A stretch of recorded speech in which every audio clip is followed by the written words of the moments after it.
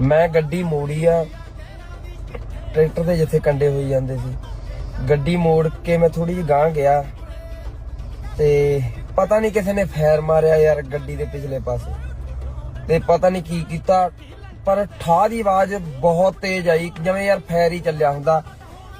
Fire ਆਏ ਆ ਜਿਵੇਂ ਬੱਤੀ ਦਾ ਹੁੰਦਾ, ਸਮਝ ਰਹੇ ਨਾ, ਬੱਤੀ ਦਾ, ਜਿਹੜੇ ਬੰਦਿਆਂ ਕੋਲੇ ਬੱਤੀ ਦਾ ਜਾਂ 30 ਦਾ 45 ਦਾ ਅੱਡੋ ਅੱਡ ਹੁੰਦੀਆਂ ਆਵਾਜ਼ਾਂ, ਜਿਨ੍ਹਾਂ ਕੋਲ ਹੋਊਗਾ ਉਹਨਾਂ ਨੂੰ ਪਤਾ ਹੋਊਗਾ।